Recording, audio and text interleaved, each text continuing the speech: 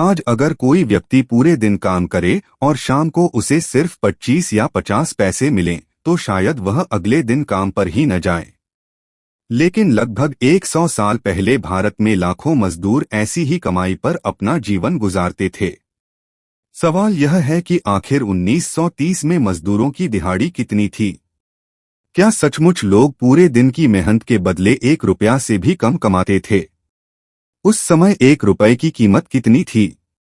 क्या उस कमाई से परिवार चल जाता था?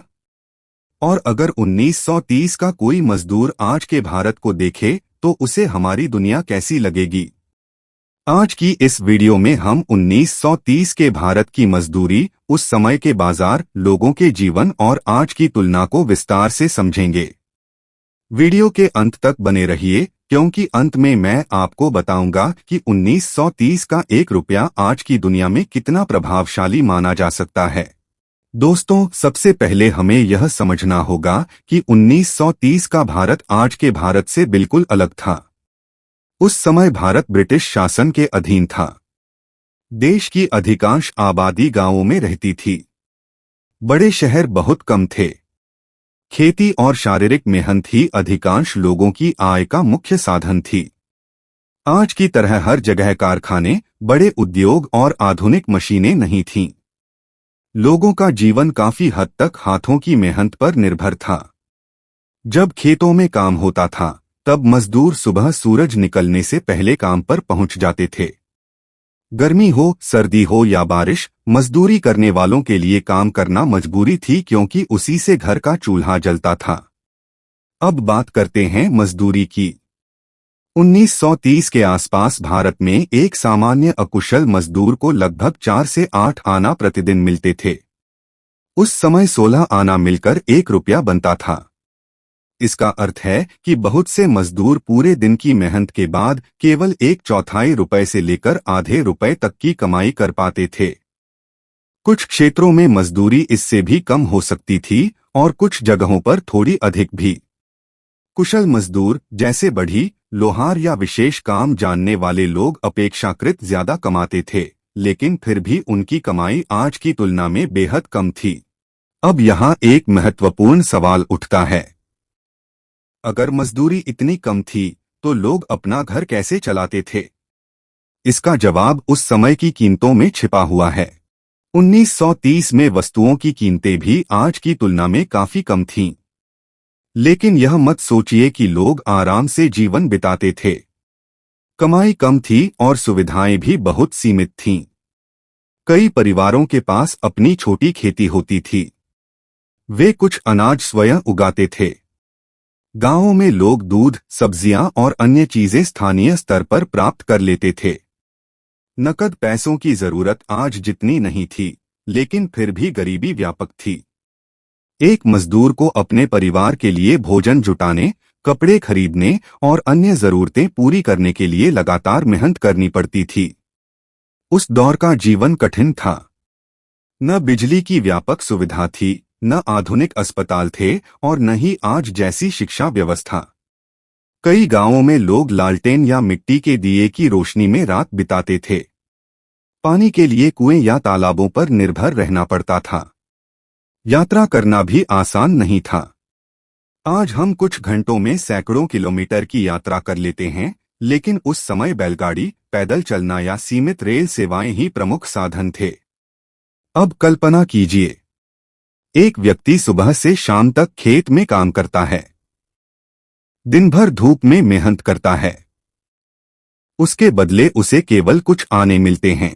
उसी कमाई से उसे अपने परिवार की जरूरतें पूरी करनी हैं। यही उस समय के करोड़ों भारतीयों की वास्तविकता थी। अब बात करते हैं 1 रुपए की। आज 1 रुपया हमारे लिए बहुत छोटी राशि है।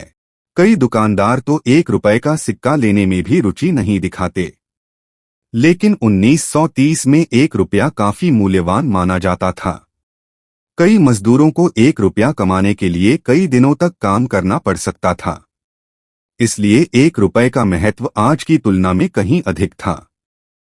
हालांकि यह कहना सही नहीं होगा कि उस 1 रुपए से व्यक्ति अमीर बन जाता था। जीवन की चुनौतियां तब भी थीं।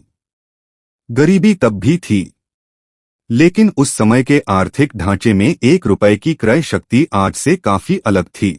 अब एक और दिलचस्प बात, बहुत से लोग जब पुराने समय की मजदूरी सुनते हैं तो उन्हें लगता है कि उस समय सब कुछ बेहद सस्ता था और जीवन आसान रहा होगा। लेकिन वास्तविकता इससे अलग है। अगर किसी व्यक्ति की आय भी बहुत कम हो तो सस्ती वस्तुएं भी उसके लिए महंगी महसूस होती हैं। यानी केवल कीमतें देखना पर्याप्त नहीं है, हमें कमाई और कीमतों दोनों को साथ में देखना चाहिए। यही कारण है कि 1930 का मजदूर भी आर्थिक संघर्ष करता था और आज का मजदूर भी अपनी अलग चुनौतियों का सामना करता है। समय बदल गया है, तकनीक बदल गई है, मजदूरी बढ़ गई है, लेकिन मेहनत करने वाले लोगों का महत्व आज भी उतना ही है जितना लगभग 100 साल पहले था। दोस्तों, जब हम इतिहास को देखते हैं तो हमें यह समझ आता है कि भारत ने कितनी लंबी यात्रा तय की है। जिस देश में लाखों लोग कुछ आने की मजदूरी पर जीवन बिताते थे, वही देश आज दुनिया की सबसे बड़ी अर्थव्यवस्थाओं में गिना जाता है।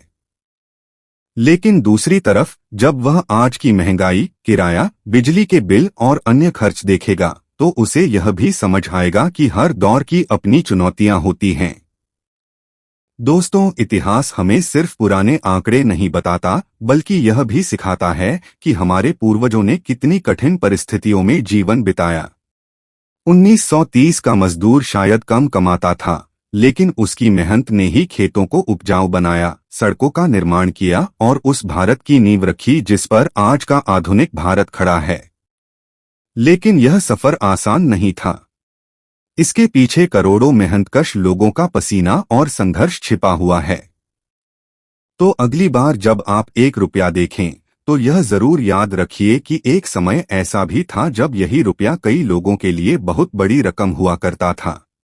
दोस्तों, आपको क्या लगता है? अगर आपको 1930 के भारत में भेज दिया जाए तो क्या आप उस समय की परिस्थितियों में जीवन जी पाएंगे? अपनी राय कमेंट में जरूर बताइए।